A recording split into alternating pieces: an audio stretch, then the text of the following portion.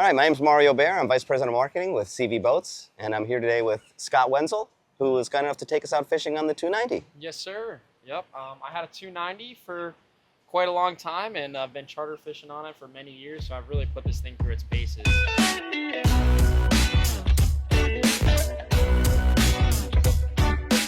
Join us for a full walkthrough and demo of the SeaVee 290B as we head offshore to fish for Mahi. Learn about performance, available options, and fishing features to inspire how you might configure yours.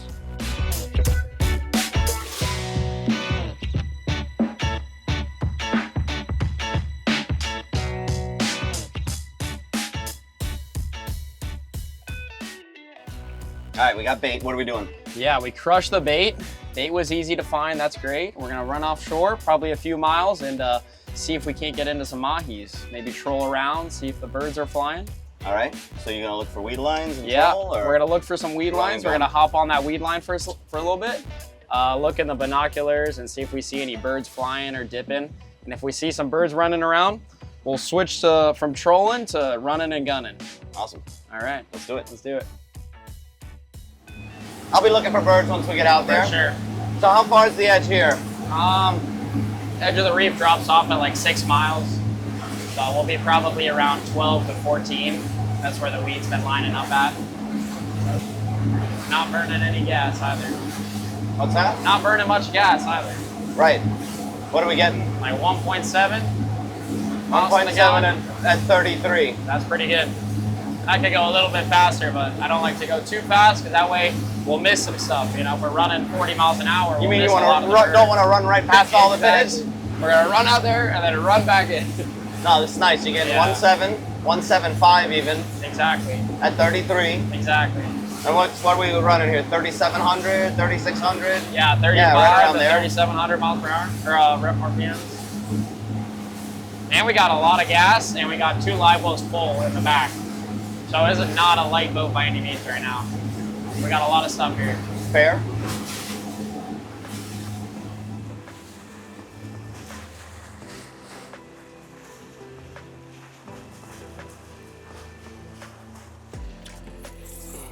All right.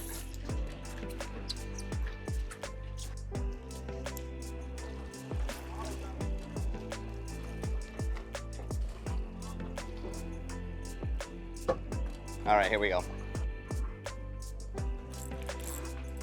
Yeah, now he went over here. Yeah, I got it. All right. Hey. We got a little one. We got started. Schoolies. Here we go. See if we can fill the box up. All right. There we go. Good start there. We're on the board. Can only go up from here now. Yes, sir. I'm telling you, that's exactly what I saw jump. When I look back, I'm like, yeah, that's him. That's what there is. Oh, we got our ballyhoo intact still, yeah, which man. is good. They didn't. That's nice of them, right? I know, very nice. They didn't ruin our ballyhoo. They did make the boat a tiny bit 180 bloody. and circle back on them, or? No, I think we caught most of them there. Got it. To be honest with you, I'd say let's just keep working down this line. Okay. We ought to get some more. Let's do it. We're in the spot now. All right. Yep. We got a little bit of a chop today, but it's not bad. Just enough to keep us cool, really. It's very comfortable. Good. Don't need to turn the AC on. It's kind of on. It's nice. It is, right? It's not like brutal midsummer yet. Yes. I know. Anytime you can catch mahis in April, it's awesome. Here's the fish. Ready when you are.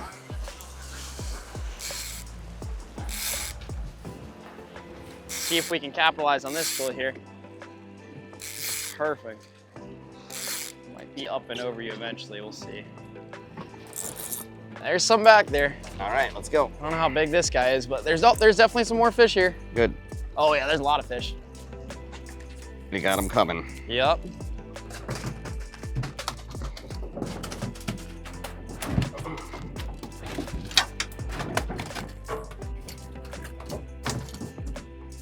On the chunk. Yeah, I think I'm gonna go that way myself. Nice.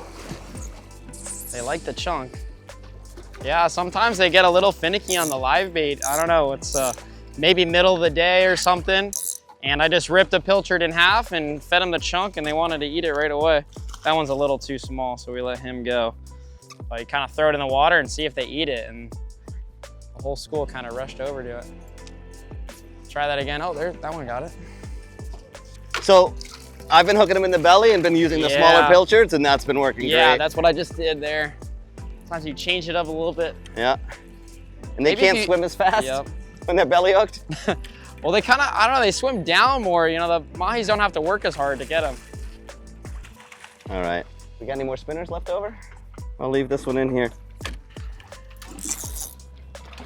There's one up there. Oh, there we go. That might be a keeper. Whew. So you've been running a 290 for some time, right? Correct, yep.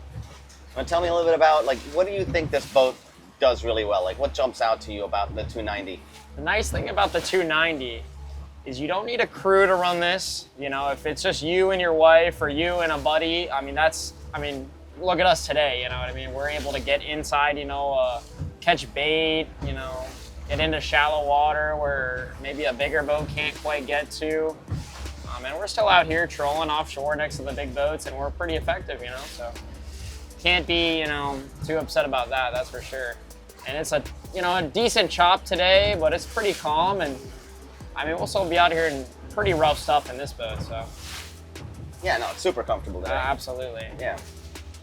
Well, the nice thing about this too is, you know, we were talking earlier about, you know, we're getting 1.6, 1.7 miles to the gallon today, and we're pretty loaded up. You know, we got 2 live wells full. We got, you know, almost 200 gallons of gas on the boat today, and we're still burning, you know, 1.6, 1.7. On a calmer day, right? You know, we're able to go like 34 miles an hour. But when we're in those big, like, heavy chop, like bigger sea days, I'll sit there and I'll trim the, I'll throttle back a little bit, and you can stick your bow up a little bit higher.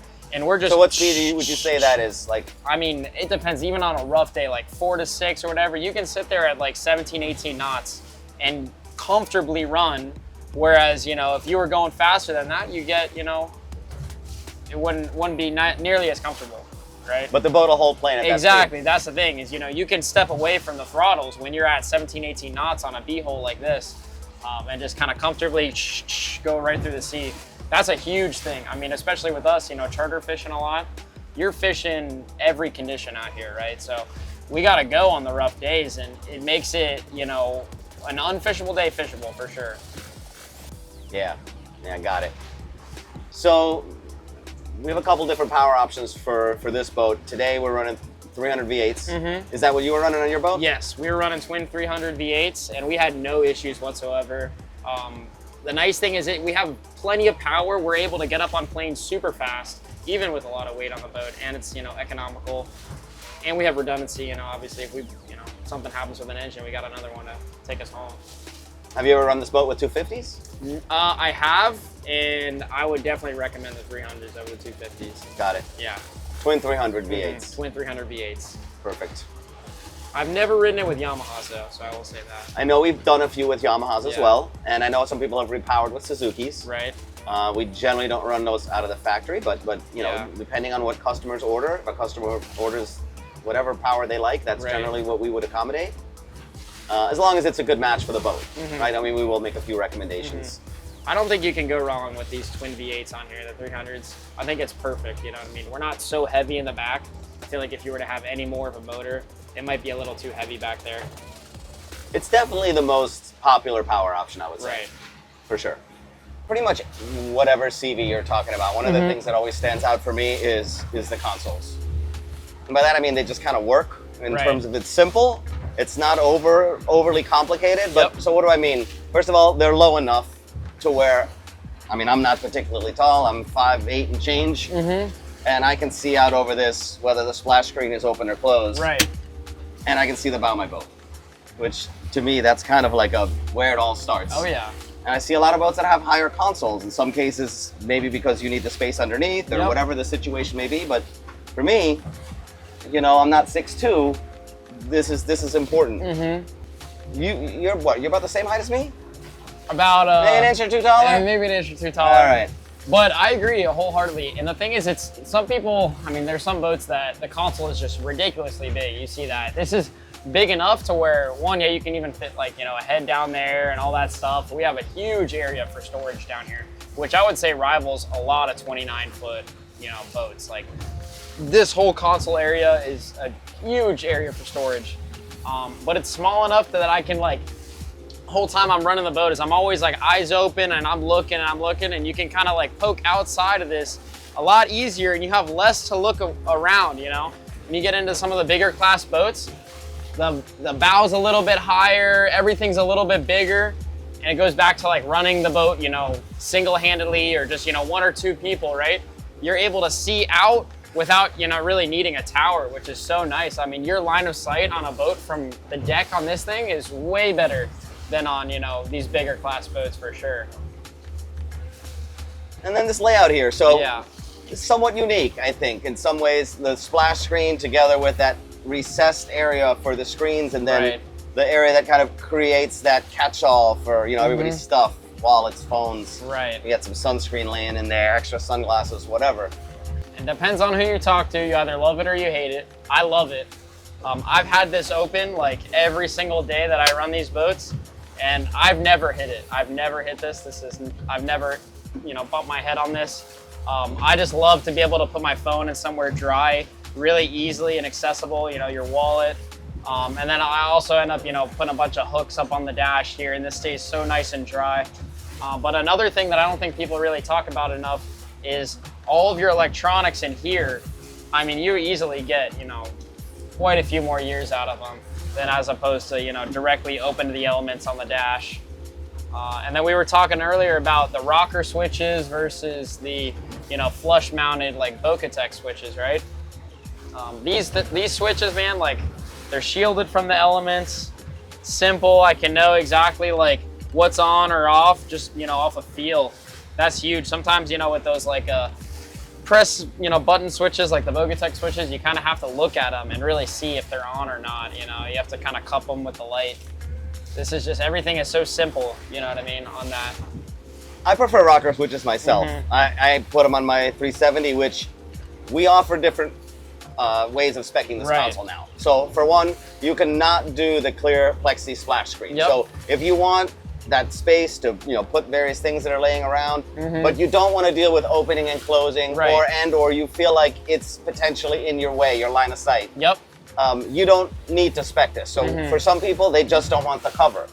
And now on the 370 and also on any boat with this console, we also offer a flush mount version now where the electronics are mounted right on the surface. Now you don't get that space anymore where you can, you know, stick all these little things, but you are able to move all of these rocker switches up along the bottom of the panel here, and then they become those Boca switches. What's nice about that is you don't have to look down. So they are more in your line of sight. But with anything, it's a little give and take. You can also put larger displays when you flush mount them, because they don't have to fit back in here. So there's a few different ways. Some people prefer either bigger screens or just want the buttons there. And so, you know, that is available. I definitely see the trade-off. I mean, that definitely is more of like a yacht style finish, you know what I mean? It looks very pretty like that. This is super functional though. And you were saying you can also order this without, you know, your glass up top here. So if you don't like this, if you think it's gonna hit your head, you can get this without it. Or some people just don't like opening and closing it, you know? It is something that you do have to do. Now we do it with just, you know, one of the latches so that you don't need two hands. Even on the wider ones. So that you can just grab it and open it on one side. That's big. It's actually one of the features I like on this boat. Simple, but is this zipper up here. So it gets a little warmer as we kind of get deeper into the day and further into summer. And there's a little zipper up here. And some Velcro. So I can stick it, roll it once or twice, and just leave it just like that and get a little bit of air coming through. And whether we're on the troll or on the run, it's just kind of nice, you know, once it gets a little hotter. Definitely helps on those hot, stuffy days, man. It's like any ounce of little wind flow, air flow, it's all helps. Yeah, it's just a cool little feature. I don't see it everywhere. And you know when you forget to close it when it's a little choppy? And you start to get wet? Exactly. That's when you're like, all right, time to zip it back up.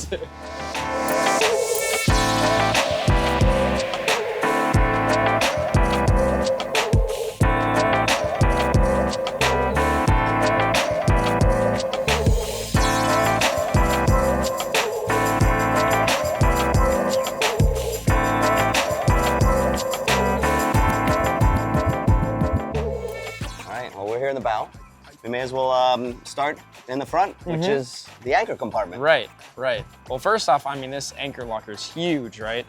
You saw me throwing the net on this boat first thing in the morning, and we had plenty of room. You know, I wasn't worried about falling off or anything. And then when we're fishing and grabbing our anchors and stuff, you'll see on some other boats, especially in this size class, you'll have to kind of fish the anchor out of the locker.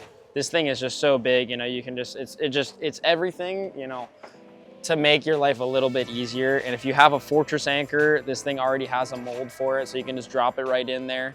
When I'm fishing, I usually use a plow anchor. So like I found a lot of success with the 14-pound plow anchor on this boat with like about 15 foot of chain or so.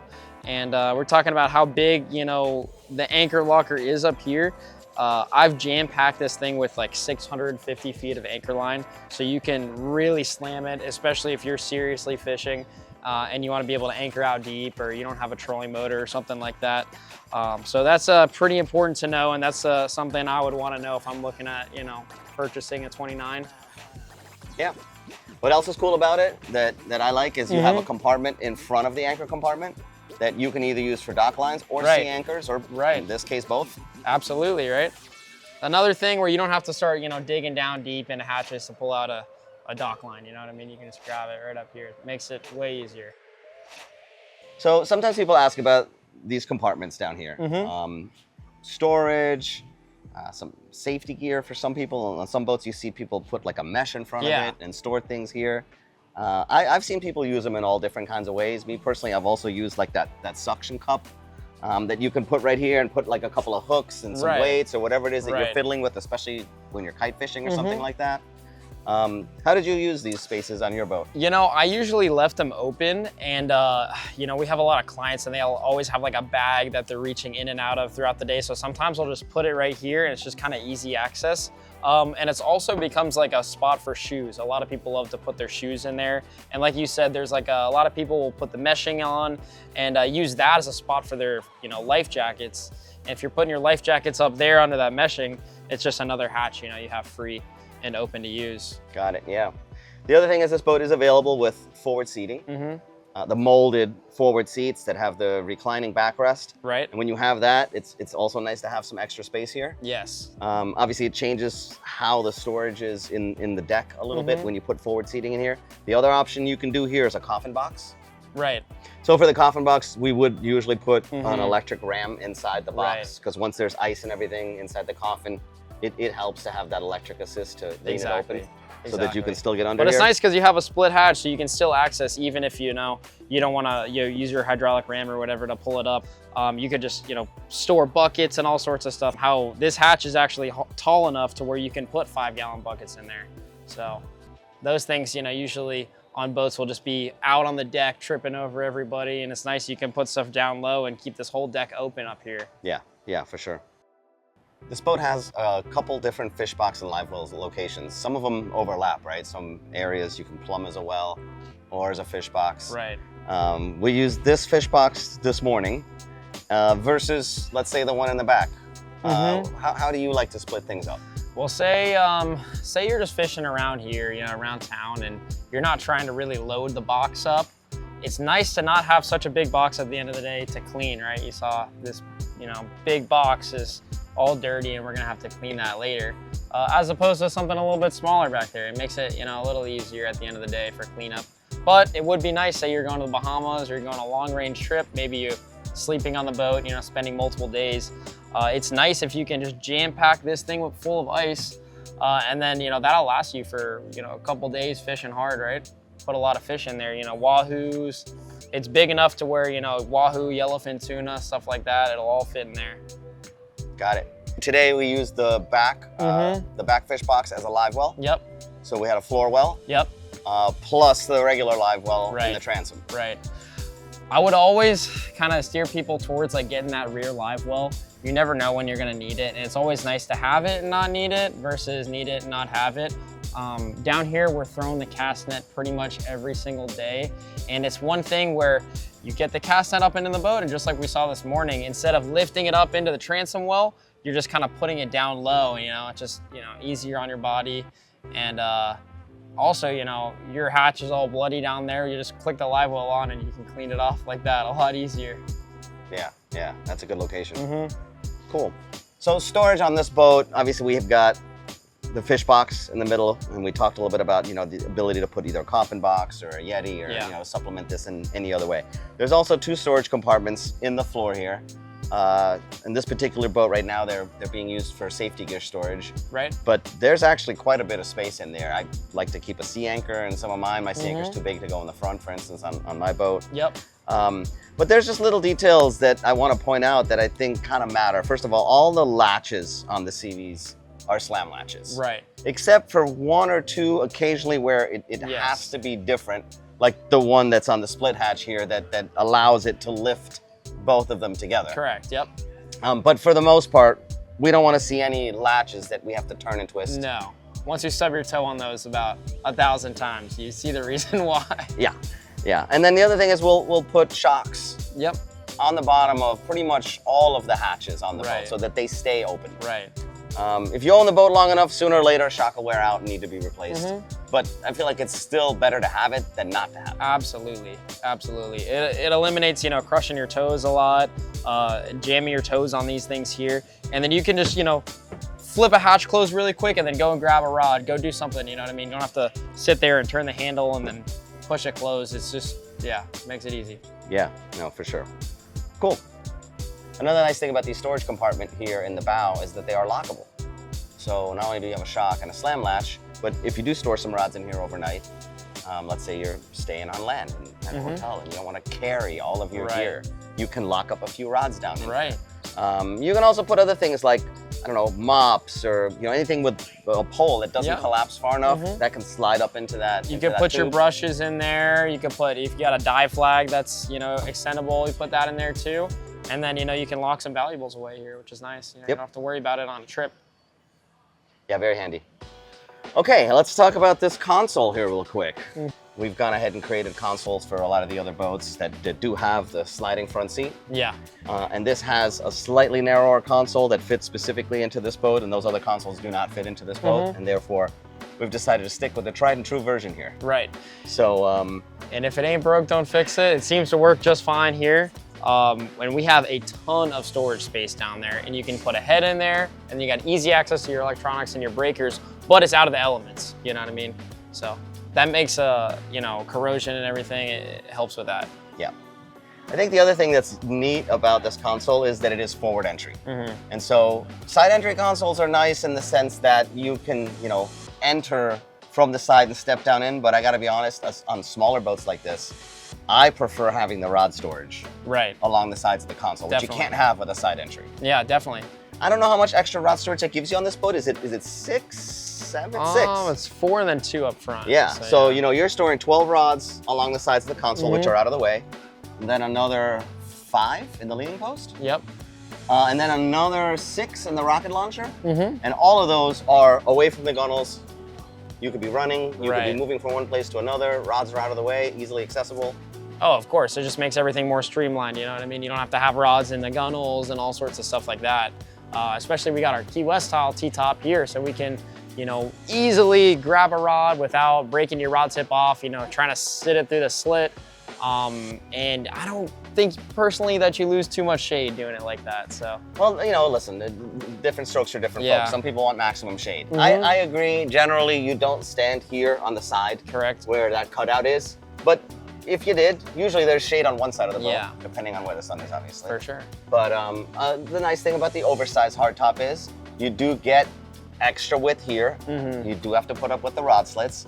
And I think we also have a version of this top that extends out over the back a little further. Right. The downside to that is now you can't store rods in the leaning post. Or the rock, But that's where you get that coverage if you're, say, sitting on the cooler or if you have a mezzanine seat or something like that. Definitely. This particular console doesn't have a head in it. Right. But obviously, they're all available with an electric marine head. And a holding tank.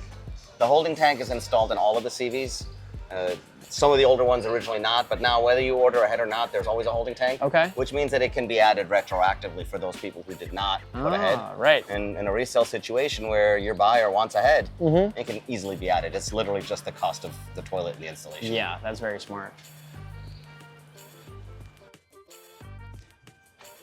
So one of the things also I think that's important is you've got a big wide rubber gasket that runs all the way along in here and a super deep drainage channel. Yes. You are going to get spray and water from time to time that comes over the front of the boat. It just happens, yep. And that is why we have this here, so that, you know, we can get good drainage and it stays dry in here. And together with this gasket, it really does. Right. I've really rarely ever seen. When you want to talk about fighting corrosion, which is a huge thing on boats and electronics and stuff, to put all of your electronics, not just inside a console like this that's very well sealed, but also behind another door, right? So think about, you know, you don't have any of that stuff really exposed to the elements. So we talked a little bit about corrosion earlier with the seal on this gasket here.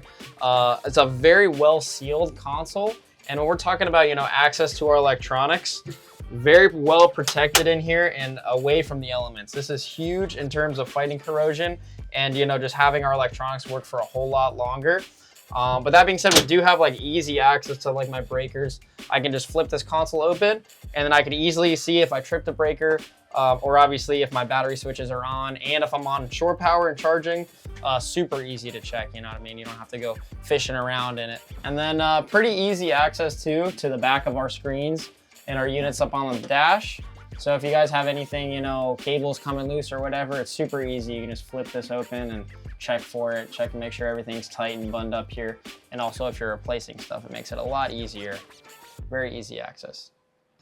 Yeah, so one of the other things I just kind of want to point out is attention to detail and just, you know, some of the more subtle design elements that I feel like jump out on these SeaVees. One example is the coaming bolster. Coaming bolster is a pretty average thing, but this angle here that's been incorporated, there's like a nice 45-degree angle. Right. And it has several advantages. Did you notice this at all? Yeah, you'll see a lot of newer boats with just that straight 90-degree angle, very boxy. I mean, it just complements the side of the boat so much better. And it's one of those things where this boat is so very well thought out. It's those little details, man. Yeah. So for this, for instance, it's not just comfortable to lean against. Yeah. I think it also prevents water from kind of sitting there and building up there, and then that mildew that you get. And also just by leaning against it, you keep crushing that, right? And on the SeaVee, this used to be a 90-degree coaming bolster as well. On my first SeaVee, that's how it was. But over time, little things like that, this is just an improvement that was incorporated. And that's where those hard edges are where cushions start to fail right away. So definitely helps with that and the longevity. Looks newer, longer. Yeah, for sure. So upholstery and coaming bolsters are kind of a thing anyway, in the sense that on this boat, like, you have everything exactly the way you want it. Here we happen to have black piping and white upholstery. A lot of people like gray with the black. I've also seen a lot of blue stripes. Right. And just different colors in general, browns, light browns, and beiges. Or you could go none at all, right? Exactly. Like like you said, some people don't put coaming bolsters because they do have to be replaced after a certain amount of time in the sun, as everything goes bad sooner or later. Some people only put them in the front, like up to here. And then the rest of this area here is clean.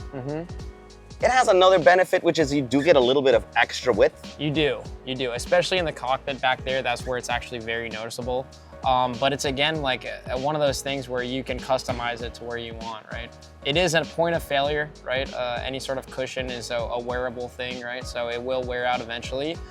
But when we're talking about levels of coaming bolsters and upholstery, SeaVee's like gotta be one of the most top-notch in terms of quality. I mean, you feel this stuff, it's thick. This stuff is thick and it does not wear down very fast. So I'm really impressed, and everything seems to fit together. Sometimes you'll see boats that are just like not quite, the stitching doesn't line up right, and one's up, one's down. This is just attention to detail everywhere. Yeah, no, we definitely pride ourselves on material choices. And then, as you said, finishing it properly so that the seams line up, piping lines up, you know, things are trimmed properly. Right, the way it should be. So one of the things that comes up sometimes is people will comment that, in general, SeaVees have a lot of rod holders on them. And of course, everything's built to order, so it really depends on what that particular owner wanted, and that's why it's like that. But can you tell me maybe a little bit more about how you like to set your boat up and why someone would need this many rod holders? You can always tell it's a SeaVee by the amount of rod holders on it, for one. But you see, like, we're fishing here today, and I mean, you know, we're in a school of Mahis. You grab a rod, you put another rod down. It's nice to not even have to think about where it's at. Every inch, you know, you have a rod holder nearby. So if you're fighting a fish here, stick it here. And then we were talking earlier about gaffs. You know, you can put a gaff in a rod holder here. You don't have to worry about reaching for it. I put my lead weights in here too, so you'll find like little spots where I'll put, you know, bank sinkers and stuff like that. And now a lot of people are putting cup holders up here, and that's a great spot to put my weights at, you know, too.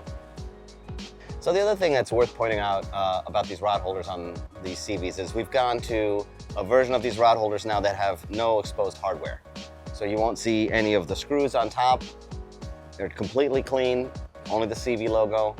Like similar to the Gemlux rod holders, they secure from the bottom. So there's a wrench that screws a piece on from the bottom to keep everything tight, and that keeps it looking clean and, you know, absolutely pretty.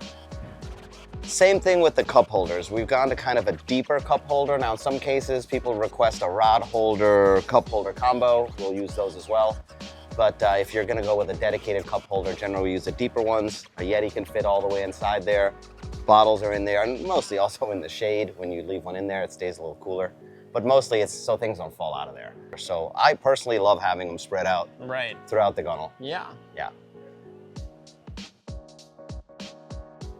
All right, I just want to get back to the hardtop real quick. We talked about the Key West style hardtop briefly, oversized hardtop, you know, with the cutout, how it's easier to lean rods against you and so on. But I think this is just another example of something that's finished the right way. There's a spreader light on here, it's molded in, and it doesn't just look nice, it's much easier to keep it dry. Yes. And to keep moisture from getting in there and from having some kind of malfunction. Right. I mean, anytime you have like a floodlight here with like a metal housing, that will corrode eventually. So that's just another thing where it is tucked away, and everything just looks so much sleeker and finished really well. And people can do them however they want. So you can have one in the front. The one in the back is generally mounted to the pipework, but then there's two on the sides that can also be molded in that shoot out to the sides to the dock. So again, however you want it set up. Definitely. All right, so this leaning post, it's kind of cool. I know it just looks like a leaning post, but there's a couple things that are neat about it, I think. One is you do have storage under here. That's not the case everywhere. Yeah. Sometimes and a good amount of storage too. You can fit the Plano case under here with 4 Plano boxes in it. And then I still have enough space to put like a dry box. Right. With the keys and all the boat papers and all that stuff. Plus any of the covers for displays. Yeah. All that stuff easily fits under here. Stays pretty dry. A jacket. But what else is neat about this is it's one unit that's designed to really kind of be that center of the boat. Right. You've got the cooler that slides in and out. We offer a door also that is actually on the bottom here, so that when the cooler's out, you could pin it out and put extra things underneath here where the cooler would normally be when it's inside. So I went on a 9-day Bahamas trip, and we put cans, and I mean beer, water, drinks, Gatorade, everything, all underneath this area with the cooler slid out. Wow, that's smart. And then as we would go through drinks, we would just move things from under here into the cooler. Right there. And we never had to buy anything while we were on that trip as far as drinks goes. That's smart. Yeah. So that's Another definitely an option. Thought out. And then you got your footrest here too. So if you're wanting to kick back, you know, put the boat on autopilot for a while, it's a nice, comfortable option. Yep. And this one has armrests. I've never done armrests on them, but they were nice. You know, if you get that calm day where you can just cruise with the autopilot on, it is nice to kick back and rest like that. Yep. I mean, listen, if you have maybe a smaller child, or you know, even just 3 people sitting here, it's nice to have an armrest. Right. I mean, it keeps everybody inside the seat, especially if you have a kid. I could definitely see that being important. And you know, something else that I didn't really pay attention to, that is another subtle thing, is that you have a grab rail right here next to the seat. So when you're sitting here, you can actually hang on. Yeah. And it's something I always took for granted until, you know, I was on another boat and it didn't have it. Yep. Well, everything is where it's supposed to be on SeaVees, in my opinion. And then we're talking about the rocket launcher being kind of like the like prime area of where people are usually on boats. So you'll see on a rougher day like this, we can, you know, pull that, or a rougher day, you know, we could pull that cooler out, and that could be a seat back there. A lot of times I don't want people sitting up on the bow when it's, you know, very rough. Obviously, the further aft you are, the more comfortable the ride is. So that cooler becomes a pretty good seat to sit on. And you could just push that in and have everybody hanging onto that rail, just like you were saying back there. So South Florida, we do a lot of kite fishing too down here. So a lot of times when I'm kite fishing, I'll put that sea anchor off the bow, and I'll put my 2 electrics in these gunnel holders right here, and I'll run the whole spread just off of this back rocket launcher. So you're kind of fishing like a sport fish style boat or a bigger center console boat where you have everything in your rocket launcher back there. I don't see that talked about very often, but it is a really nice option for people kite fishing on the smaller center console boats. So how do you do that then? Do you use an outrigger to run the line, the kite line out? You could, but we'll have the kite line just right here in this holder and one in right there. So, you know, 2 electrics on each side, and then we'll fish, you know, if you're fishing just 4 baits, or you can put tridents in here and fish 6 baits. Got it. And you're in the shade. Exactly. Which is nice. Yeah. Yeah. So the cooler that slides under this leaning post is something that I think SeaVee's been known for some time. Yeah. It's still cool. it's lasted all this time for a reason. Right. I mean, it's hidden. It's not on deck. Yep. And when you need it, it's easy to get to. I also like the Exactly. fact that it can be a seat. When we were trolling today, I and popped 2 the people squad here. comfortably here too. I mean, we're not even touching it. We're right here. Yeah. So. Exactly. And you've got a good view like this. Yeah. And you can put a cushion on here too, right? Yeah, so one of the options on this boat and any boat actually is you delete the back half of this railing. So the railing would only come to here. And when you delete this, then we put magnets right here, and you can put a cushion over top. Oh, right. And so you can actually lean back and your back's not against this. Yep. The downside, as we talked about earlier, if it's really rough, Yeah, it's and nice you to slide this cooler in, you can stand here and Yeah. hold on to this railing. Definitely. And this is probably the safest, most stable way. You can also get out of the elements if you know, Right. spraying If a little you're bit this way or taking spraying a little bit absolutely. that way. If you have a mezzanine seat here, you can't do Right. this. Right. Of course, you're sitting, which is also nice. Mhm. So in this Trade-offs. boat, we don't offer the mezzanine seat. If you had a permanent mezzanine seat here, it just takes up too much space in the Yeah. console. What we do offer is a detachable, removable rear seat. Yes. And we'll put that in a minute so you can kind of see how all that works together. Yeah. So you fish for a living. Mm-hmm. This tackle station works for you? Oh, absolutely. I mean, we got our rigging station right here. This also becomes kind of a catch-all for all sorts of like leader and snippers and stuff like that. So if you guys are rigging something, it's nice to have this open. And a lot of people put sea deck here, so it becomes like maybe like a needle stabber if you guys are rigging for kite fishing, stuff like that. This one is, the back is taken out, right?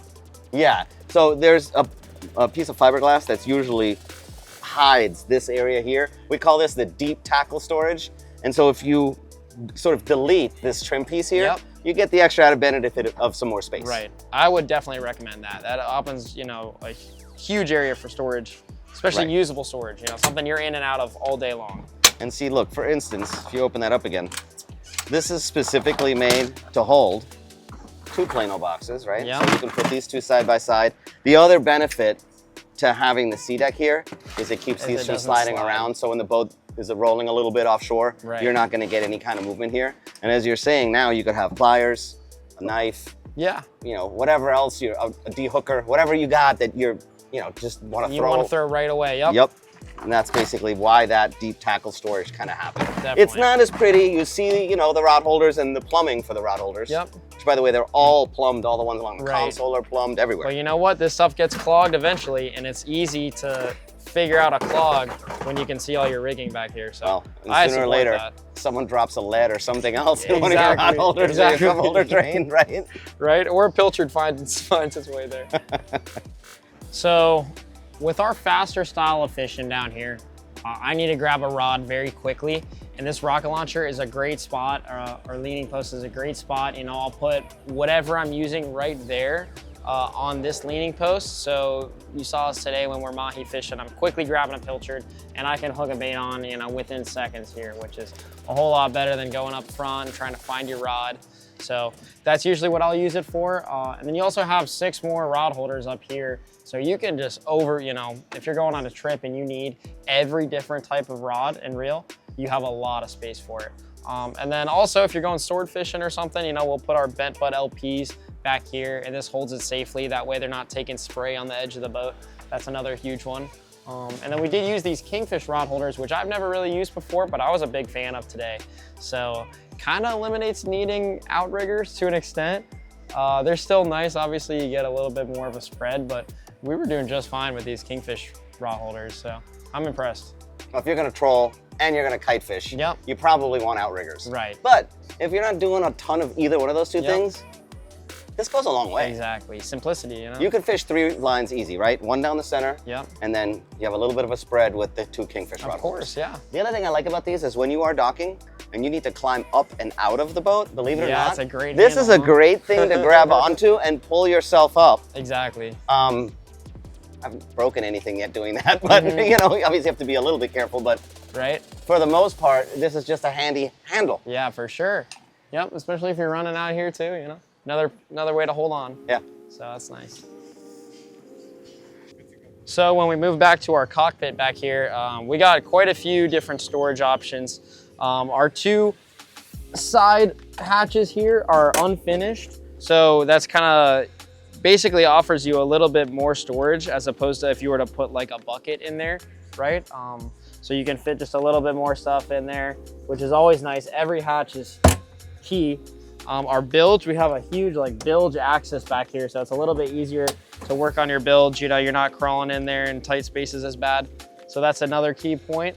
And then back in this cubby, the way I usually like outfit the boat while we're fishing is I'll put a couple buckets here. So obviously buckets are key on a boat, and this makes it kind of out of the way. People aren't normally sitting in this point anyway, so we'll stuff like 2 buckets in there. Usually one's becomes trash and one will be like a, you know, I'll put chum or ballyhoo or something like that in there. So that's pretty nice. I'll honestly stick 2 buckets in there and live off of those, which is really good. So it was nice to use that deck well today. I'm a big fan of it. When we're throwing the cast net, it's just another way that we can easily move the cast net from the water to the boat as opposed to lifting it up and over the transom and the transom well back there. So that makes it really nice. And yeah, if you wanted to use this as a fish box, you can absolutely just close up your seacocks, make sure there's no water coming in, and just pack that with ice and put all your fish and your chum and stuff in there. Right, so it comes as a fish box. Having it plumbed as a live well is an option. Right. But then you can use it as both. Exactly. And if you're fishing down here, I would recommend getting it plumbed as a live well. You never know. Especially because this boat doesn't have a forward live well option. Right. It just doesn't have the space in the deck that most of the other center consoles that we make do. So having a floor well here in the back is... Oh, it's crucial. It's crucial. When we're, you know, putting the cast net in there is one thing, but also too, you know, some different types of baits don't mix very well together. So we'll divide up, you know, one type of bait and another type of bait. So that's pretty big. That's what I use it for a lot. Got it, like scaled and skinned. Yeah, exactly. Like different teams, shirts and skins. 100%. Or sabiki to net caught, right? Got it. So we also have like a sink hatch back here. This was where they would put the sink back in the day. You can actually get this plumbed as a 3rd live well. So they would put a clear lid on here and you can, you know, basically put shrimp, crabs. It's nice to have a little separation so that way you don't have to go digging through a big deep live well to catch a couple shrimp, right? So that's pretty nice. Or, you know, even if you're just catching a bunch of pilchards, you can throw some more in there, throw some pinfish in there. But if you don't get it plumbed as a live well, a lot of people use it for a trash compartment, right? If you don't want that bucket sitting there. So that's pretty nice. And it's not insulated, but I will throw a little bit of ice in there and I'll put like, you know, ballyhoos or something I'm using quickly, you know. So it is handy. Moving back to the transom here, we have like a service hatch here. So any sort of issues with your steering or adding fluid, it's pretty easy and accessible. You can get in there. But it also is sealed. It's still got a gasket, right? So the salt water won't be kind of leaking on that quite as bad. And then also we have like our ground bars and our positive post for our batteries back here for the engines. Really, it's nice to just be able to get to things. You know, I wouldn't necessarily use this as a storage hatch. However, you could, but it is just like an access, you know, to that as well as replacing like this speaker back here too.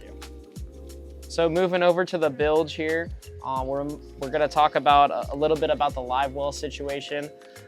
So we're running a sea chest here and we have 3 pumps. We only have 2 live wells on this boat. So 1 pump is redundant and it's on a Y valve, right? So if we do have a pump go bad out there, I can quickly adjust a Y valve and I can move that pump from the deck well to the transom well. That way we can have everything running even if a pump goes down, right? So moving over to the live well here, our overflows are pretty easy to dial in these days.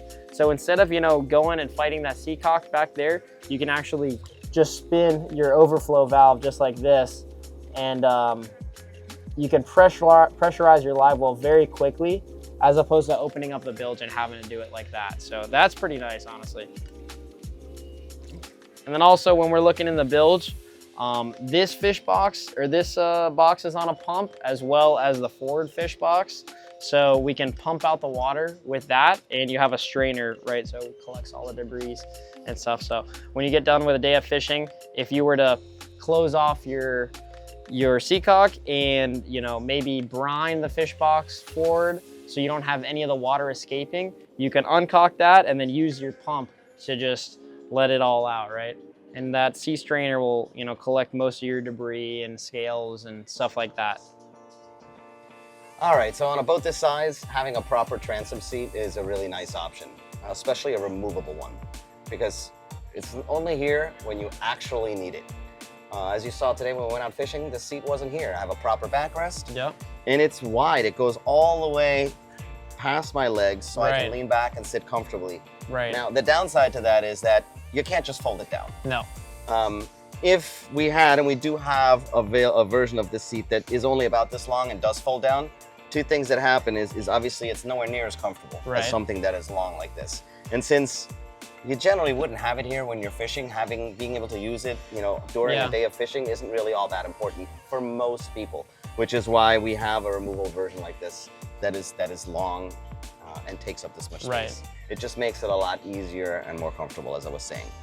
The other thing to think about is if we had a fold-down seat like in certain other models, you wouldn't be able to have an aquarium window, and it would constantly be in front of your live well, which would also make it difficult or impossible to have a toe kick. Okay.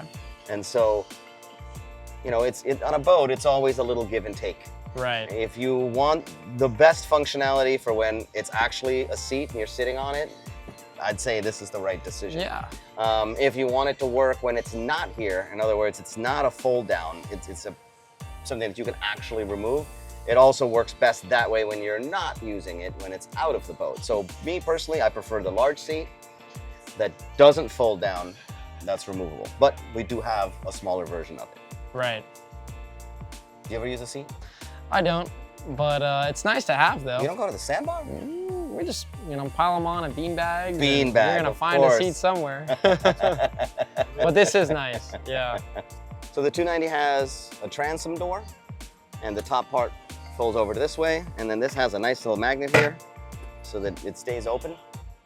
And this makes it a lot easier to get to the back platform. This is obviously where you're going to be going into the water. This is a twin engine boat, so there's plenty of space back here, also when you're diving to get in and out.